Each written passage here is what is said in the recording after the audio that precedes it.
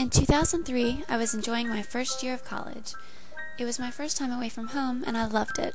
Meeting new people, living at the beach, life was great. In late December, things changed for my family. My dad was told that he had cancer. 2 tumors were found on his colon. It was a complete shock for everyone. Mom told my brother and I, then our grandparents, and finally his brother and sister. Luckily, the cancer hadn't spread. Mom's a nurse, so she was able to get Dad a great surgeon and to make the entire process so much easier for him. However, the most important thing was that Dad went into the surgery with a positive outlook. The doctors told him that he would be in the hospital for 7 to 10 days, and he wanted to get out on day 5. The low point for him was finding out that on day 7 he wouldn't be able to go home quite yet. So he had one bad day, and the next day returned to his usual optimistic outlook on life, making it through the hospital stay with enthusiasm. During chemotherapy, he went on fishing trips as a way to celebrate the weeks when he didn't have to go to chemotherapy. His reports during chemo showed that his health was doing better than expected for a cancer patient, which we attribute to the fact that Dad fought the entire time. Our family grew so much closer that year.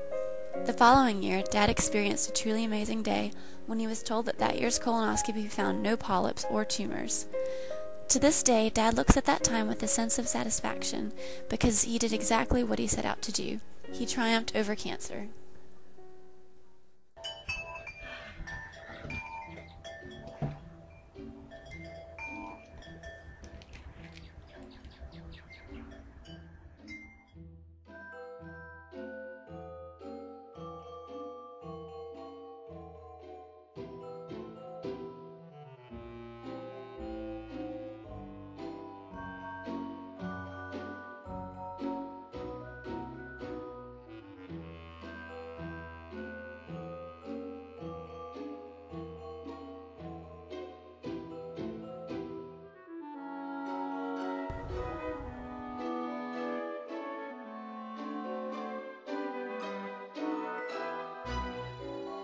This one event changed the direction of his whole life.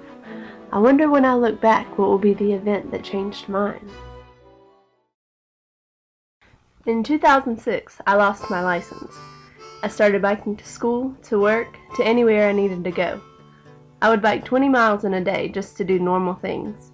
I developed an entirely new sense of autonomy. Now I ride my bike for sport, for fun, for liberation. Riding my bike, I learned to prioritize and plan, how to meditate, the importance of a healthy body, resilience, and ambition, and not to take myself so seriously. I discovered a whole world I never knew existed. The time I spent with my bike has changed my life.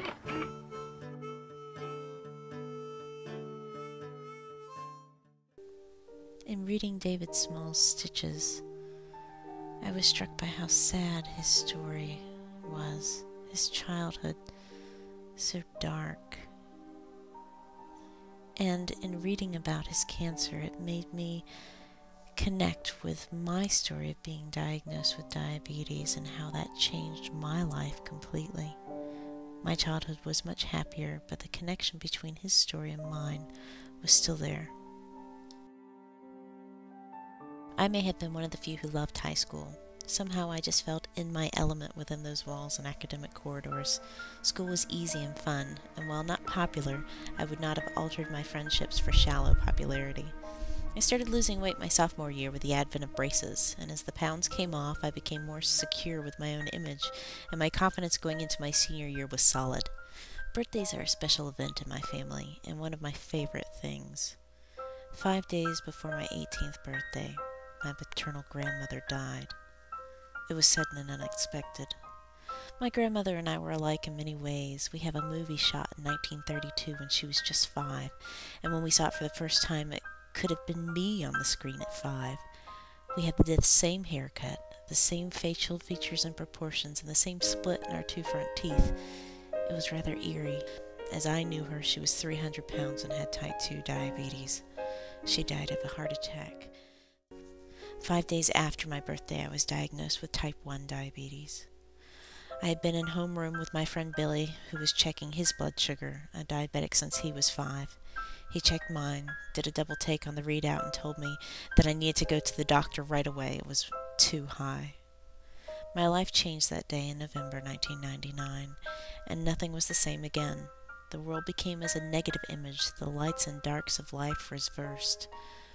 But things have changed. I've gotten used to it and grown beyond it, and now I manage, even though it can be difficult,